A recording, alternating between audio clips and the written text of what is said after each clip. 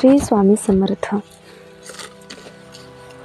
काही स्त्रियांना असे प्रश्न पडत असतील, का आपण लग्न करायचं, का आपण दुसऱ्याच्या घरी जायचं, का आपण तिथे सगळं सहन करायचं, असे बरेच प्रश्न पडत असतील. पण स्वामी म्हणतात यावरती एकच मार्ग आहे. जे चाललेलं आहे त्याच्याकडे आपण दुर्लक्ष करू, कारण जितकं दुर्लक्ष करेल तितकेच आपल्या मनाला छान वाटेल. आपल्या मनात वेगवेगळ्या प्रश्न निर्माण होणार नाही. त्याच्यामुळे पहिलं तर लोकांना दुर्लक्ष करावं लागेल. तर दुसरं म्हणजे असं आहे, किती केलं दुर्लक्ष केलं. खूप मोटिवेशनल व्हिडिओ येतात आपल्यासमोर. तर स्वामी म्हणतात दुर्लक्ष केलं आणि काहीही केलं, कारण लोक सारखे आपल्या तोंडाच्या ते समोरच राहणार. त्यांचे बोलणं, त्यांचं बोललेलं आपल्याला खटकणं, प्रत्येक गोष्टीत चूक काढणं, कितीही केलं तरी कोणालाही समाधान नसतं त्याचं. त्यावेळेला आपण शांत राहिलेलं बरं, कारण दगडाच्या पुढे डोकं आपटून काहीही होत नाही. शेवटी तो दगड जिवंत तर होणार नाही ना. तसंच या लोकांच्या पुढे कितीही डोकं आपटलं तरी काहीही फरक पडणार नाही.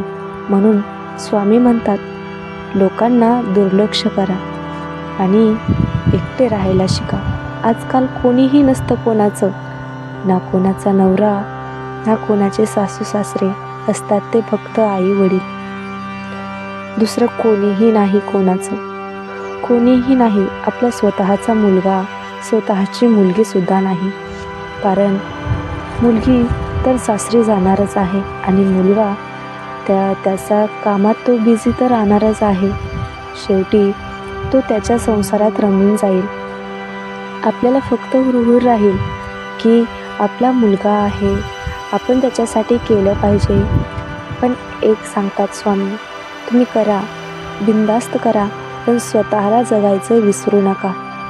कारण आपण स्वतः खुश राहिलो तरच सगळं खुश राहील, तरच आपलं जीवन निरोगी आणि आनंदी राहील. त्याच्यामुळे कायम एकटे राहायला शिका. कोणीही कुठेही गेले तरी फरक पडायला नको, अजिबात फरक पडायला नको. कारण आपण जर दुसऱ्यांकडून अपेक्षा करत राहिलं तर तितकाच त्रास आपल्यालाही होणार आहे.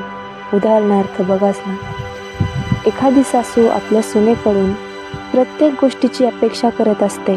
कुठे जायचं म्हणलं तरी पहिलं सासूला वाटतं की मला सांगावं. घरातल्यांना सगळ्यांनाच वाटतं की आम्हाला विचारून जावं. कुठे चालली, काय चालली, सगळं सांगावं. आपलंही स्वतःचं जीवन आहे, ते आपण जगलं पाहिजे. त्याच्यामुळे लोकांकडे दुर्लक्ष केलेलं केव्हाही चांगलंच राहील.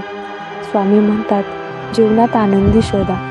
जितका आनंद शोधाल, ज्या छोट्या गोष्टींमध्ये आनंद शोधाल, तेव्हा तुझं जीवन कुठे सुखी आणि सुखरूप आणि आनंदी राहील.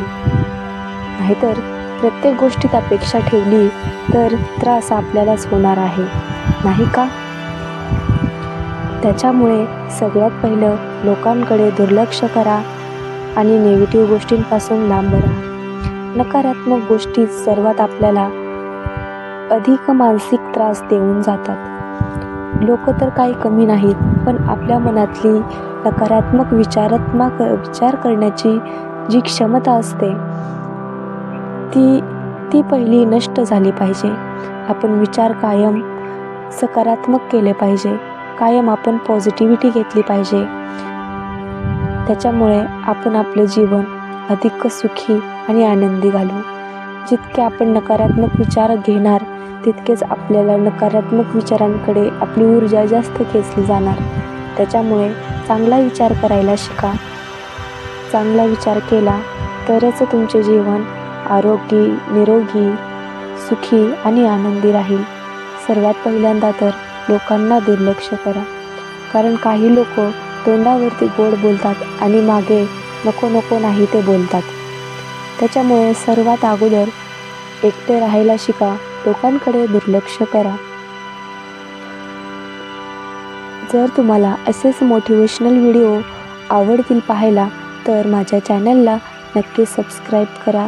आपले स्वामी मोटिवेशनल व्हिडिओ तुमच्यासाठी कायम असेच आलेले असतील. श्री स्वामी समर्थ आणि कमेंटमध्ये श्री स्वामी समर्थ लिहा. श्री स्वामी समर्थ या नावाचा जप तुम्ही करत राहा. आणि स्वामींच्या चरणी मी प्रार्थना करते की तुमच्या सगळ्या इच्छा पूर्ण व्हाव्यात. तुमचं जीवन आनंदी कसं राहील याच्यासाठी मी स्वामींकडे प्रार्थना करेल. जय जय श्री स्वामी समर्थ.